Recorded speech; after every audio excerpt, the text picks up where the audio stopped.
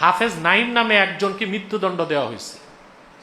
তো একই মামলায় বাকিরা খালাস পেল, একজনের মৃত্যুদণ্ড হয়, এটা কি জাস্টিস না ইনজাস্টিস?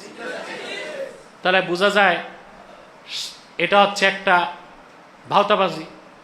রায়টা দেওয়া হয়েছে যারা রাজনৈতিক ভিত্তি আছে এদেরকে ক্ষমা, আর যে হাফেজ সাহেব নিরীহ কিচ্ছু নাই তারে ফাঁসিতে ঝুলায় দেওয়া। এটা মোটা গলার ফাঁসি হলো না?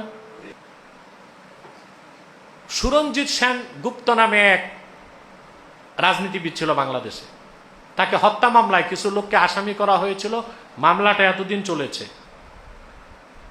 এই মামলায় আসামি ছিল বাবর, আরো অনেক রাজনীতিবিদ, তাদের সবাইকে খালাস দেওয়া হয়েছে। হাফেজ নাইম নামে একজনকে মৃত্যুদণ্ড দেওয়া হয়েছে। তো একই মামলায় বাকিরা খালাস পেল, একজনের মৃত্যুদণ্ড হয়, এটা কি জাস্টিস না ইনজাস্টিস? তাহলে বোঝা যায় এটা হচ্ছে একটা ভাওতাবাজি। রায়টা দেওয়া হয়েছে যারা রাজনৈতিক ভিত্তি আছে এদেরকে ক্ষমা, আর যে হাফেজ সাহেব নিরীহ কিচ্ছু নাই তারে ফাঁসিতে ঝুলায় দেওয়া। এটা মোটা গলার ফাঁসি হলো না? আমরা বলবো আদালতে রায়কে আবার বিবেচনা করবে। একই মামলায় সবাই যদি খালাস পায়, একজন হাফেজ সেখানে ফাঁসির আসামি হতে পারে না।